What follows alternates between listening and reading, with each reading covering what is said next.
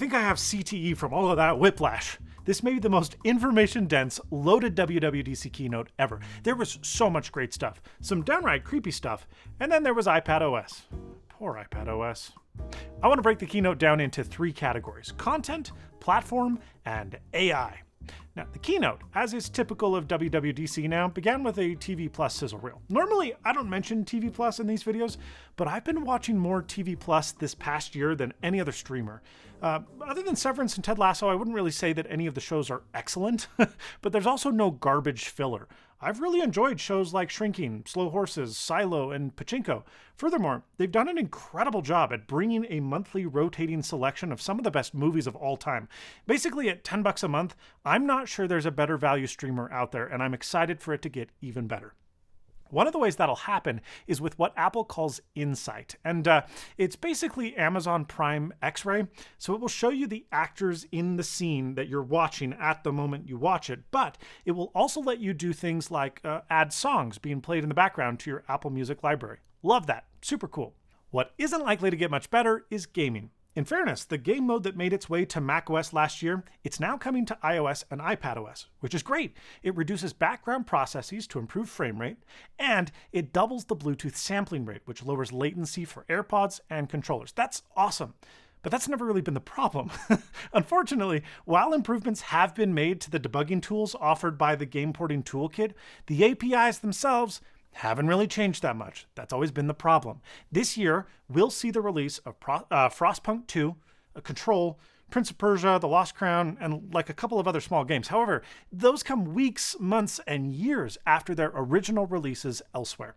One exception is Ubisoft, who says that they're bringing the next Assassin's Creed installment to the Mac, iPad, and iPhone on day 1, later this year. On the surface, this sounds awesome. On the other hand, Ubisoft makes some more risky decisions than most publishers for smaller platforms. For example, they were the biggest third-party developer for the failed Wii U, and they were the last to pull out. So I wouldn't necessarily look at Ubisoft and let yourself believe that this is the turning point for Apple gaming, that the whole industry will accept them.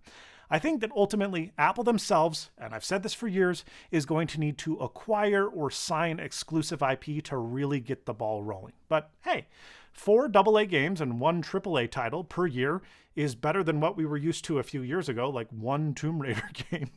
Okay, that's content. Let's talk platforms, starting with visionOS. Having launched just a few months ago, I wasn't really expecting huge moves for visionOS 2, and well, I was proved correct. However, there are a few small things. Biggest, there is a new hand gesture, copied from Meta yet again. Sorry, Zuck. This is now the second time Apple has just blatantly taken from Meta of all companies. You open your palm, you tap your fingers together, and boom, the home screen appears. There's no more reaching for the button on the HMD if you don't want. You can also tilt your palm down to quickly view the date, time, and other info, or tap again to open Control Center. I heavily criticized the original method in my review, so this is a nice change to see. Additionally, you can now create spatial photos from non-spatial images using machine learning. Cool, and a bunch of small improvements like recent guest user support, mouse support, home screen icon rearranging, and the Bora Bora environment. Not both of the missing environments, just one, all of which should have shipped on day 1. Those come to visionOS 2. Great, right? But, also there's apparently a travel mode, which didn't work on trains, and now it does. That, unsurprisingly, is going to debut alongside the release of Vision Pro in countries that actually have trains. Look, the platform is young, and I think that it needs more time in the oven before we can start to be really super critical of it, but I do have a lot to say about the Vision Pro that needs to be called out, so get subscribed for a video coming soon on that. I also need to call you out because your Mac is a disaster, and if you download Clean My Mac X, today's sponsor, it will take care of the rest. See this torturous video playing behind me? Yeah, that's 9 hours of somebody doing manually what can be done automatically in just minutes using Clean My Mac X. From 10,000 feet up, the Smart Scan is its headlining feature. It searches for old cache files, improperly uninstalled plists, old DMGs, etc., and it nukes them. But it also searches for and removes malware in addition to freeing up memory and flushing local DNS. That's great, but I love Clean My Mac X for 2 other features that I very much love. Number 1, the uninstaller, which has gotten super great, finds stray files that longtime crown holders like App Cleaner can't even locate. And number 2, Space Lens is a really excellent visualizer of disk space that helps you find large and lost files that SmartScan may not nuke because it is a user file, it's just not one that's needed anymore. Last, use the menu bar app for details on your battery health, SoC, usage and temperature, network info, and more. With my link, you can download a free 7-day trial of Clean My Mac X and enter code SNAZZYLABS at checkout to save 20% on an annual license. Or you can just try to clean your Mac manually. I'll link the 9-hour instructional video down below. iOS 18 brings with it the biggest updates to the platform in years, and that's ignoring all the AI stuff. Include all of that, well, this might be the biggest update ever. For the first time since 2007, you can now place icons wherever you want on the home screen. Look out, HTC Dream, Apple's coming for you. Now, you can also move multiple apps simultaneously in jiggle mode, which is not new, but you can place them anywhere on the home screen that you would like, and they apply in that same direction. Pretty cool. And the app icons themselves, well, those can now be changed visually without using shortcut hacks through like Widgetsmith and stuff. When you're in dark mode, apps will display a dark mode icon variant, which is pretty cool. That's selected by the developer. But what you can do as the end user is even tint icons. Okay, so in the Apple developer documentation, devs are instructed to provide their own dark icon variant that, again, they make look however they want, but then they must also provide a layer that can be tinted by the user. This doesn't appear to be something that a developer can choose to opt out of. It auto-tints any app that doesn't follow these new guidelines, and it looks like crap, so apps better get in line.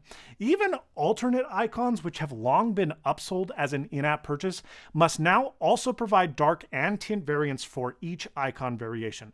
I see this being very controversial amongst devs that no longer feel that they'll have the ability to sell in-app icons for an extra cost, and even more problematic, there's a lot of brands that have like logo mark guidelines against changing the color, and now the system's like, too bad, you've got to change the color. Seems sketchy to me. More exciting to me is the brand new Control Center. I have hated the Control Center since the iPhone X launched, and while its placement is still absurd, it will be getting a lot more powerful. First, Control Groups gives you paginated separation for stuff like HomeKit, which is great since the Home app is horrible. Oh, and iOS 18 adds Matter Robot vacuum support, by the way. Don't worry, I'm going to do an ad for one of those eventually. Now, these pages can be customized with resizable and relocatable controls, in addition to, freaking finally, third-party widget controls too, using WidgetKit.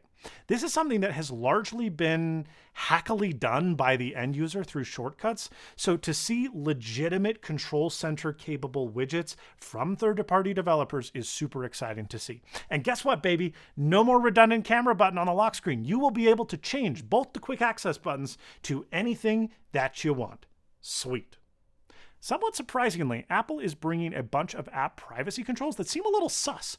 You can lock specific apps to require biometric authentication to open, which is smart, and when locked, those apps won't send notifications, they won't surface results in Spotlight, and more. That's also good stuff. What's weird is that Apple will let you soon hide entire applications within a hidden folder that's locked within the app gallery. Save hiding your Grindr account from your wife? I don't really know what the purpose of this is, but I guess it's better to offer too many privacy features versus not enough. Updates to iMessage are also pretty big, honestly. On the cutesy side, you can now animate text and emojis from within a message rather than sending a whole message effect. There's a bunch more animations as well, too. You can also tap back with any emoji you want. No more confusion from that certain someone that always sends a passive-aggressive thumbs up. Messages bring with them a send later feature, which is fantastic. I used to use a shortcut that achieved this really poorly, so native support is great to see. Also great, RCS support, baby! It was a throwaway line in the keynote, but it will be great for those that don't use iMessage. And yes, those bubbles are still green. More surprisingly, you will be able to send iMessage and even SMS off-grid using the satellites that are supported on iPhone 14 and later. So it's no longer restricted to emergencies. You can send and receive messages, emoji, and tap back all from the middle of nowhere for free. That's pretty freaking cool. Safari got a few small upgrades. Highlights displays relevant info like directions, article-specific content like Wikipedia entries or music links, and you can even summarize entire web pages. There's also a fully redesigned reader with a table of contents for longer articles too. Cool. Still a great way to strip out all the ads from a web page. Now, a bunch of other small changes made their way over too. Mail gains categorical sorting. Welcome to like 2011. Maps takes a shot at Gaia GPS, offering offline topographical and trail data maps, which is pretty cool. Apple Wallet now lets you beam money via ultra-wideband without sharing personal info like your phone or email. Please kill Venmo. I want Venmo to die so badly. I hate it, and everyone I know uses it. Journal brings insight data to help you look back in pride at all of your hard work. And there's some other stuff, but it's kind of mostly boring. Not boring? The fully redesigned Photos app. Gone is the tab bar at the bottom, and rejiggered is basically every feature. There's honestly not that much new from a feature standpoint, but it is very visually refined. I mean, collections exist in Photos today. However, they did add the ability to see trips by year, which is fun, and there's a new recent days mode that lets you swipe in between individual dates with all of the images and videos interlaced into this nice looking collage. New filtering options allow you to remove screenshots, and a new groups section clumps together individuals who have taken a lot of photos together. You can also now get hyper-specific with search terms thanks to Apple Intelligence, at least theoretically. More on that later. And sharing features are also allegedly refined, although family library support still sounds like it's pretty mid at best. AirPods. Those have gained the ability to head track nods or shakes to confirm or deny incoming Siri alerts without having to speak anything out loud. This is delightful, and the promo they had for it was fantastic. Sorry, Gam Gam.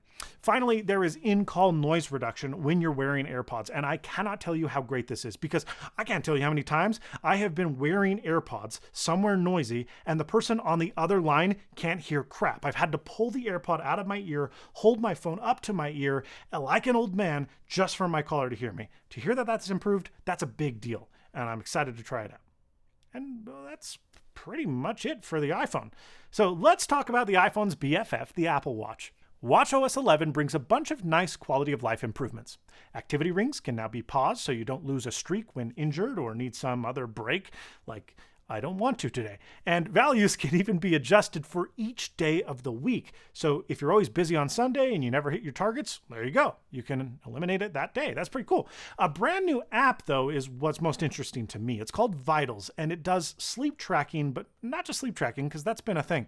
It's analysis of your sleep tracking. It uses all of the multiple sensors to look at your heart rate, temperature, oxygen, and movement to determine irregularities and make suggestions to help you improve the quality of your sleep and recovery. Super neato.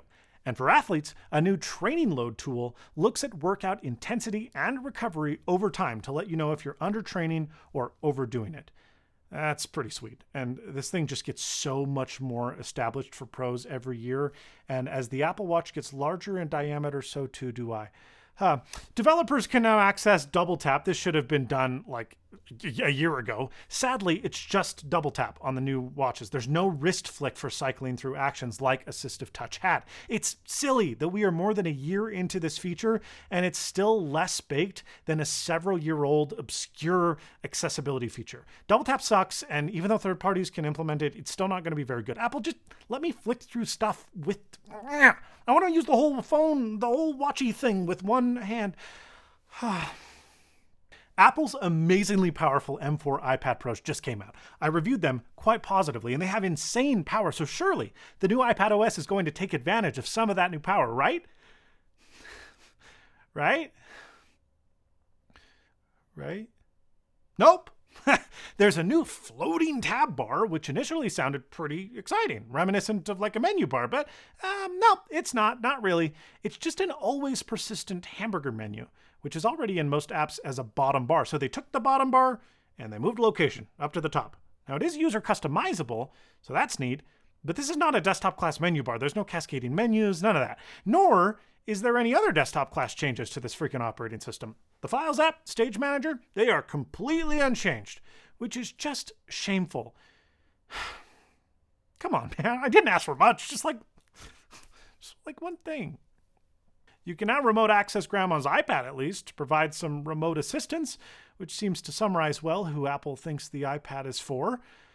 Well, Grandma and students, I guess, because there are some nice changes for students. There's finally a calculator app after 14 years, and yep, that looks like a calculator. But there's also a math notes feature that's super slick. Not only can you write out formulas and have them solved, but you can change variables real time and even create graphs. Super cool, though not entirely innovative. I mean, there are other apps like Solver that kind of do this already. Also for heavy note takers, SmartScript generates a handwriting model based on your handwriting and improves the quality of your writing real time as you scribble stuff out during a lecture. So if you're writing full speed, it's like, no, we'll make it look nice, which is pretty cool. It even pastes text as your handwriting, which is pretty neat, but that's it for a whole nother year for the iPad.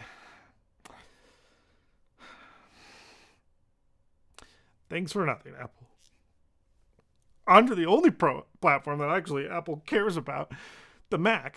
There's macOS Toyota Sequoia, and it brings iPhone mirroring. This is sweet. Yes, it's mirroring, right? But it's also kind of not. You can access your phone while the display is completely off, away from your Mac, in your bag, whatever, and you can even use it in standby. But what you can do is use your Mac's keyboard and trackpad to directly control your phone. And not just that, but you can also receive notifications from your phone on your Mac that you can open on your phone on your Mac. And even audio pass-through, that works too. So it's like your phone, but on a bigger screen that's not touch-enabled. But don't stay on Instagram too long, okay? This is such a neat feature, and I honestly can't wait to use it. This is something I've wanted for a long time because there are some apps that are just not well suited for the desktop and they're iOS only. And years ago, Apple was like, hey, you can run iOS apps on your Mac. And then a bunch of developers like Instagram are like, no, we're not going to allow that. And now Apple's like, well, screw you. Here's the whole phone on the Mac. It works great. Oh, yeah, macOS has now also copied Windows 7. Yeah, they've Sherlocked Magnet, Better Snap Tool, and others. They've implemented window snapping and tiling. I can't believe this hasn't been a thing for years and years and years. But other than that, I mean, pretty much everything coming to the iPhone and the iPad comes to the Mac. That's great because that doesn't happen every year. Even Math Notes, that comes over just in text form. Really, the only other Mac-specific feature, though, that's not on the other platforms is, well, there's Apple Pay, supported in third-party browsers, which is actually kind of surprising. It's a welcome move, but I didn't expect that. And I almost forgot to mention that all platforms are getting a dedicated passwords app now. It has officially been moved out of the settings app. Thank goodness. It was a terrible place, and I use 1Password basically solely because of that. And there's even a Windows app available, which is awesome. Now, in the future, once we fully embrace passkeys, this probably won't be needed any longer, but we are still a very long ways off from that. So a password app, that's nice. Okay, and that's it for platforms. I mean, there's a few small things for, like, there's new tvOS screensavers, and tvOS now has a Christopher Nolan mode that actually makes dialogue audible in his movies. But the big thing, the big stuff, that's AI, baby. Apple Intelligence. What a seriously good marketing name, for real. They're like, AI? No, Apple Intelligence. We are AI. Okay. Apple blazed through their biggest announcement in a decade in less than 45 minutes. So I'm not going to cover all of it today. I have thoughts already, but the reality is so much of this stuff will be revealed in more concrete details over the coming days in WWDC developer sessions, and frankly, over the next several months and years. This is a big deal that's still mostly abstract, and even numbskulls like Elon Musk are posting hot takes that are completely misinformed and show zero due diligence. So I'm not going to do that. I will explain the following, though. Apple Intelligence is the name of the system-level intent system. Think of Rabbit's large action model, but like not a scam, okay? Its purpose is to understand your request as a user, determine if what is desired can be performed on the device itself or if it needs to be sent to the cloud, and then it picks what limited data set on your device is required to complete that specific function to maximize speed and privacy. Apple Intelligence is not a replacement for Siri. Consider Siri as a chef, and Apple Intelligence is a well-stocked pantry. While Siri is the one actually cooking the meal, fulfilling your request, it is Apple Intelligence that provides all the necessary ingredients, the information, for the meal or the request to be completed. Basically, Apple Intelligence is Remy the rat. Speaking of rats, Apple Intelligence facilitates the generation of them. Yep, creepy Gen AI rats. But not just rats, your mom too. Image generation was a real miss in the keynote and left many people turned off. It really just flummoxed me. I mean, quality AI image generation is not something I ever expected from Apple, a company so focused on creativity and one that is so close with Pixar and Disney. I mean, the AI emojis, those are pretty cute and harmless, but creating generated art of other people or wrecking an Apple Pencil created sketch in favor of a stable diffusion style cheap AI image was really lame. It left me wondering if tangible AI features like image generation were necessary for Apple to convey and explain their intelligence capabilities to the general public. I don't know, but I think other less flashy features are going to be more useful come this fall, like recording notes and phone calls to provide transcriptions and summaries, tone rewriting of typed text. There's smart replies to incoming messages, message summaries of multiple message threads, and image object removal. None of these are wholly original, and frankly, it's these capabilities that people typically envision when they think of AI today, but they'll be nice to see. Far more exciting to me are the promises of Apple Intelligence as an intent engine. They showed an example of a guy that had a request to have a meeting time changed. He knew that his daughter had a performance that night, and he asked Siri if he could swing it. It was implied that Apple Intelligence determined who his daughter was. It found a PDF of the performance details in their iMessage conversation. It determined the time and the location of the event via that PDF. It predicted how long it would take to get there at that time of day from his location using traffic data in Maps. And then it relayed an affirmative can-do to both the party wanting the meeting time readjusted and as a heads up to his daughter about the plan changes, creating calendar events for both. What? That's the type of crap that will be an absolute game changer, not generative images. But it's also the thing that Google, Humane, Rabbit, and many others have promised to bring, but failed to get even close to, because as it turns out, understanding intent is really freaking hard. And even when you do understand intent, finding the desired data, it's not particularly easy either. They kept giving examples of hyper-specific searches within Photos. It sounded incredible, but for the last several years, Apple Photos has thought that my cat is a dog half of the time. They showed a slideshow with a bunch of potential questions that you could ask, and I struggle to think of any service today that can reliably answer any of these questions well, and we're to expect Apple Intelligence to answer all of them? Look, Apple isn't typically one to overpromise, and I'm not going to postulate on theoreticals until we have more detail following WWDC developer sessions this week. But this will either be a black eye that Apple can't, frankly, deliver on that embarrasses the company for years, or it's going to be the single biggest jump in practical AI ever. There isn't really an in-between.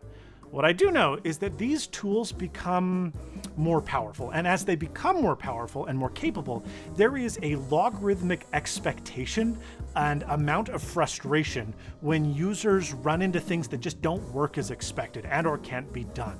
And I hope that Apple is ready for that criticism, because it is going to come, absolutely.